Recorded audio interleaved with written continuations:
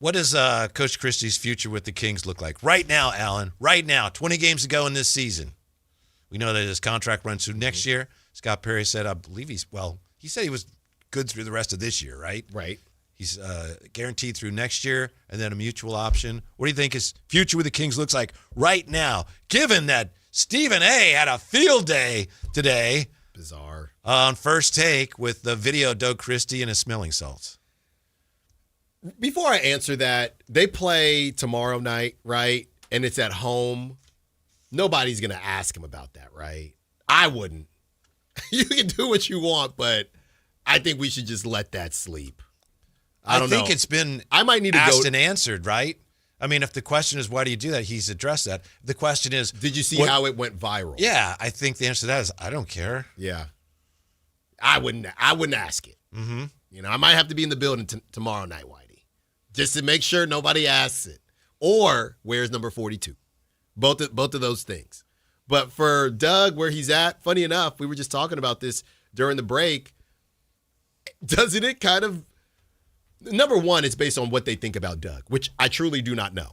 Number two, you're talking about the front office. The front office. Number two, doesn't it kind of now partner up with how crazy these tank rules are going to be? If they trust Doug to be the guy regardless, then cool. That shouldn't matter. If they're looking at this thinking, well, let's have Doug through another season of tank, and then we'll make a decision there, and then it turns out, well, you can't really tank again, so you're going to have to start rebuilding, and now you have to make a decision. Do you want Doug for this hybrid rebuild, or do you want somebody else? I think that changes how they look at that, because I don't know how they feel about Doug right now. I think that right now, if the plan is to tank again, there is nobody, I wouldn't say nobody, but not a lot of people out there. I think the names that I have maybe heard or been rumored or whispered about, those types of names would not take that job now. How about Tom Thibodeau? Maybe heard or whispered about. Yeah. I mean, we all know. I wasn't on the phone with somebody. I wasn't talking about Tom. Today, hey, Jay, Alan texts me, like, I don't know, 1:45 or something. And usually, I know that we're going to do the show when we do the show, and I might see him, I might not. He texts me, hey, I'm going to be in the building, but I got to take a call at 1:15. And I'm like, okay. Exactly. I just want to let you know. I didn't know how you long want to let me call. know you were talking to somebody. No, I had to. You got your it sources. It was not about that. It was not about that. I wouldn't have told you. I would have kept it on the low if it was about that. But if this is about rebuilding, then and trying to, if they're keeping Sabonis and they're trying to turn this thing around, they might look at it a little bit differently. But if they're back in the tank, I think Doug is safe. That's not to be disrespectful, but I don't know how many coaches that are of the ilk that I believe the Kings would want to bring in. I don't know how many of them would take this job. I don't think if they move on from Doug, from what I've heard, and same with you, and what we know from Scott Perry, it seemed he was the one, I believe, I tried to say it was like a snake draft, Whitey.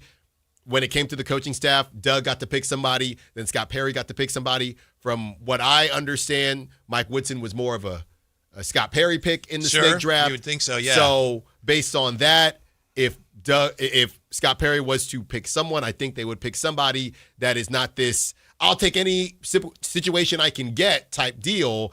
And those types of guys that Scott would want probably wouldn't want to sign up for another straight-up tanking season. Right. If this thing turns into, well, we need to just try to be good now because it's a wheel and we're not next on the wheel, we're getting the 5th pick regardless, then I think they might move on from Doug.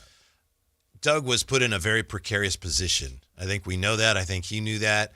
My sense is, and this is not something that anyone's told me, I think when Scott Perry came in and took the job, I think one of the givens was, all right, we would love for you to have this job, but Doug's going to be the coach. Mm-hmm. So, again, that's my guess. I could be wrong there. Don't think I am. And I think Scott Perry then was a matter of, okay, well, I'm going to check everything out and interview candidates because you can't come in and go, well, this is my guy. I don't have a choice. So then, all right, he's my guy.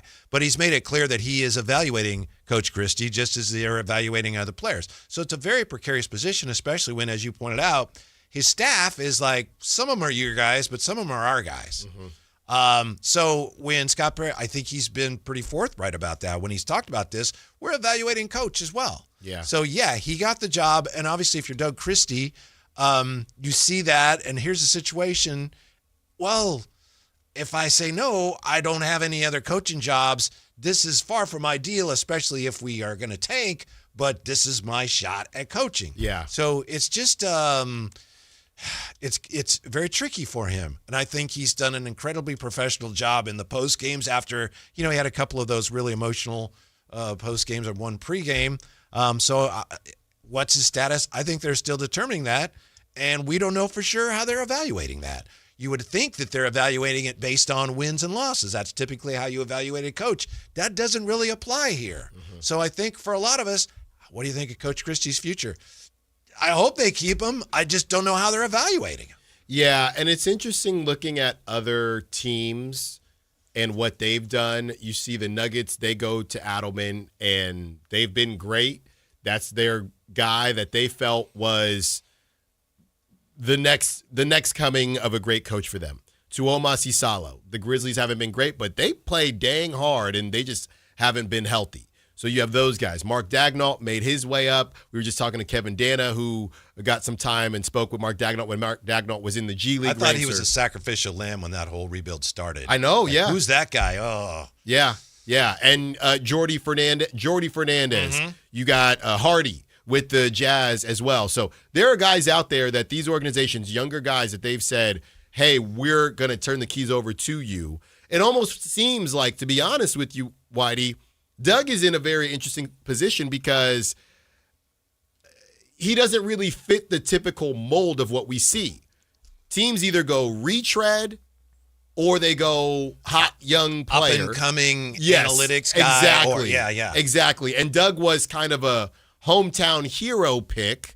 And if they were to move on from Doug, I can't see Scott going with the kind of young, new, fresh-faced dude. I would just see Scott going with somebody that we've seen before, that we've, and I don't know that that's the right pick, right? As these guys continue to get older, these draft picks remain the same age. I don't know if, like you said, a Thibodeau trying to understand what a Darren Peterson wants or whatever. I don't know how that hits these days, but I just think that's what Scott Perry would do. I think he's safe at least through next year, and that's when, after that point, you get to the mutual option. Mm-hmm. It would risk looking bad. Again, there'd be blowback on the organization if you replace him, unless you could get some legendary coach who is not going to step into that situation. Yeah. And that's the last thing, again, the Kings can do is to continue to make unforced errors, continue to do things that force or allow the basketball public and the national media to go, look at them, stub their toes again. They don't know what they're doing. And I think if Doug Christie were to be let go, in a 14-win season where the team wasn't trying to win, you're doing that. I really don't think that these rules are going to be crazy enough. I wouldn't guess so. We'll see, but I'm with you. I wouldn't guess so. No, but with that being said, that makes me feel as if Doug will be the coach next season because it might not be as aggressive of a tank because of the rules and getting fined and things like that, but they wouldn't be headed towards contention. And let's say the rule that they implement, Whitey, is it's the redundant rule, right? So you can't get 1 through 4 2 years in a row. Let's say they implement that tomorrow.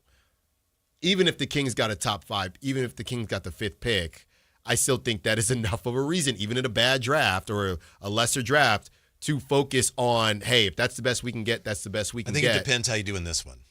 No, but that's what I'm saying. If you got a top 4, that's why. Or you're saying what? If you got your guy, yeah, it's easier to go. Let's make it easy. Saddle up and ride. They got 1 through 3. Okay, so I won't even throw 4 out there. They got 1 through 3.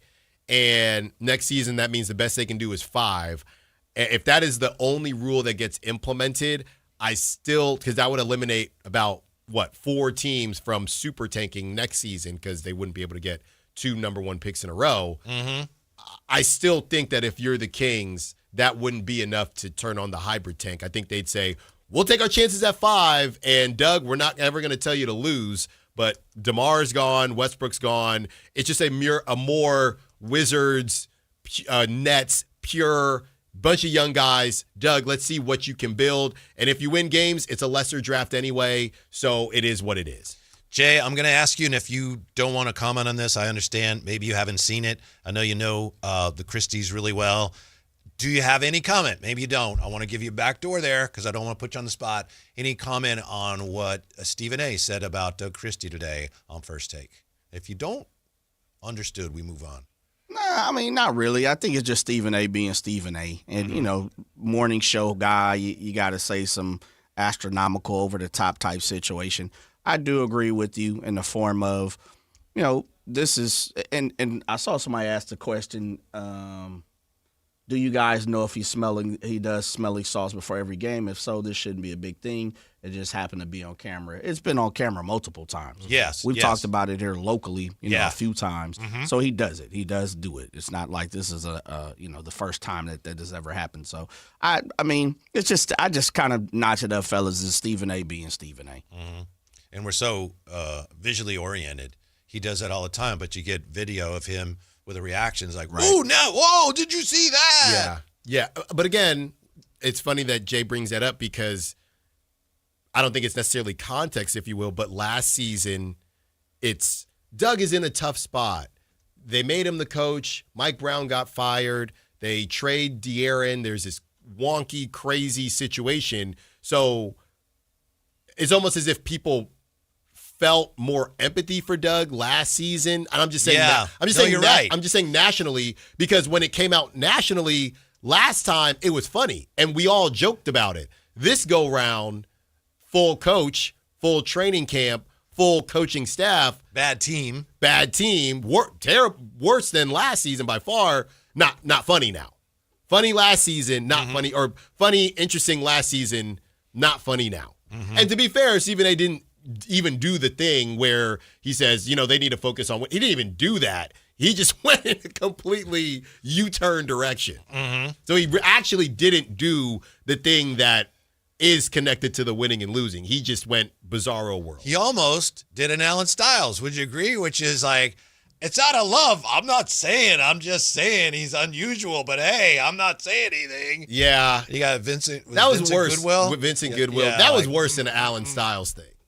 I agree. That was worse than the Alan Styles thing because a lot of people, are just saying, what are you actually saying, though? Right. When I do it, you know what I'm saying. When Stephen A., he didn't even do the win-loss thing. Mm-hmm. He just said, I got love for him. Mm-hmm. But he knows it. And he knows it. It's all coming from a place. It's all coming from a place of love. It's a place of love. Yeah, I don't know if he knows it. Yeah, thank you. Yeah, thank you. Yeah. Whenever you start something with, I haven't talked to him in years. Right. I always waved and said hi to him and Jackie. And they were lovely. And I haven't talked to him in years. It's coming from a place of love.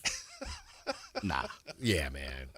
It's, like I said, I just chalked it off as Stephen A. being Stephen A. Mm-hmm. It was a talking piece, one of the, quick little blurbs they put in a segment. Yeah. And, that's just what ESPN does. That's what everybody, in the national situation does. They take what's hot on social media, they throw it out there real quick, and they allow, the talking heads to have a conversation. That's just what it was for me with Stephen A. Mm-hmm. Stephen A. is a cool cat, man, but he definitely be saying some off-the-wall stuff. But he has to. He gets paid a lot of money, so he needs eyes on him. And unfortunately, the way our media game is, the world is at this point. I mean, look, I won't even speak on who we have, moving and grooving right now in our country, but you have to say some unconventional things for people to take a look at you sometime. You've probably talked to him more than I've done 2 interviews with him. I don't know that he would remember Stephen him. A.? Yeah. One, I think, was at this station. One was in San Francisco. Mm-hmm. Really good guest. Really gracious guest. Mm-hmm. Engaged. Yeah. So that was before he was the multi-billionaire that he is now, but that's what I'll remember about him. I'm not a big fan of the way he does stuff, but actually had him on the air and talked to him. He was really cool. Yeah, I mean, your friend, the friend from Philly, the TV guy, Jason Dumas. Yeah, he loves him. Oh, he yeah, speaks very highly of him. Well, look, I mean, this is possibly our future president you're talking about, in Stephen A. So you better be careful. Uh-huh. You better be careful. But yeah, I just thought to me, the number one thing was once you see comments, all the comments after you saw the clip go viral was everybody asking Grok on Twitter, what is Stephen A talking about? Because he was, you know what I mean? Like, it was not very clear. And to Jay's point, he wants people to talk about him, and he's good at it. Does De'Aaron Fox deserve to get dragged? Is that